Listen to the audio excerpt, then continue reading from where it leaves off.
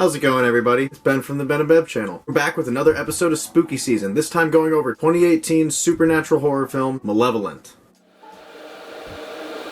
Malevolent stars Florence Pugh as Angie, the sister who is the sidekick in this brother-sister duo of ghost hunters who go out and try and give families solace by giving them final rites and conversations with their family members. Or that's what they want people to think. Because in actuality, they're just stealing from these people and not resolving any of their issues anyways. Riding off of the fame of their dead mother, who is a ghost hunter herself, even though from the way Jackson, the brother, talks about it, she may have actually been conning people in her own right until the ghosts or her own madness drove her crazy. Florence Pugh does a great job of playing tortured character, and that's why I think this movie is actually a lot better than the ratings would suggest. If you go right now and look on Rotten Tomatoes, it has a 55%, on IMDb a 4.8, every other site it's even lower. I think that's actually kind of a disservice to this movie, as it's actually fine as a movie as a whole. Not good, not great. But it's fine. And it's actually a really good one to watch in this Halloween season, as it has a lot of the haunted house and ghost hunter tropes, as well as a hint of the serial killer and slasher tropes.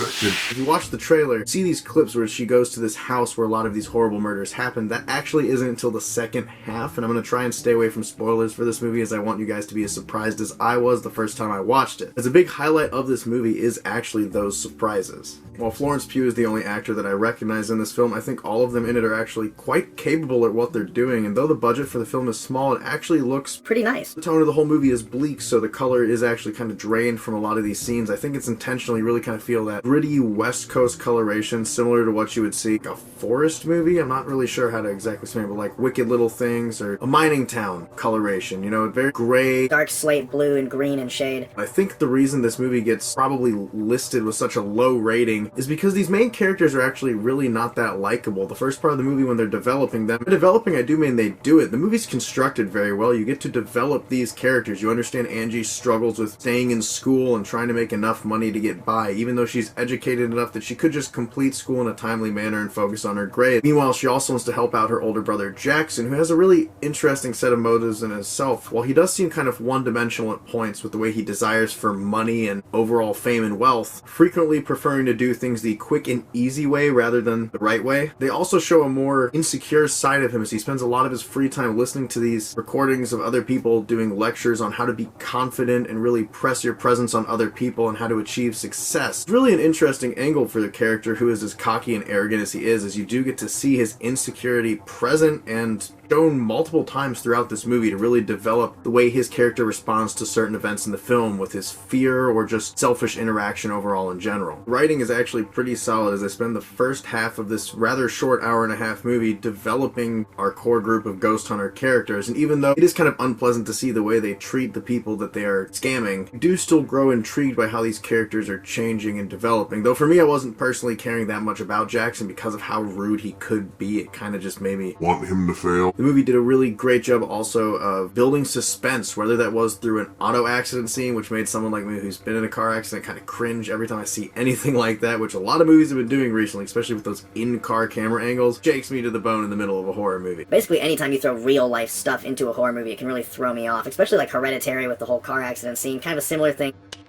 here in this movie, where the real life locations of an event that happens near the final act before the whole movie kind of does a crazy change in tone and direction, leaves you traumatized and numb before you get really brought into this world of whole new set of characters and dynamic that kind of overshadows the whole movie. And I thought it was a really interesting twist, and though definitely a little campy at times once you got to that final act, it works really well for the tone of the movie, and you have a fully developed set with two different plot lines that intersect for a satisfying finale, if you ask me. My overall rating for 2018's Malevolent is a 6.8 out of 10.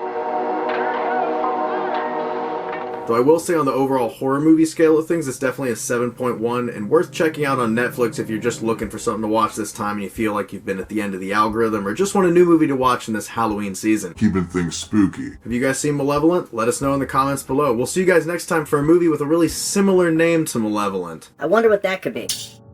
Ben and Bev, out.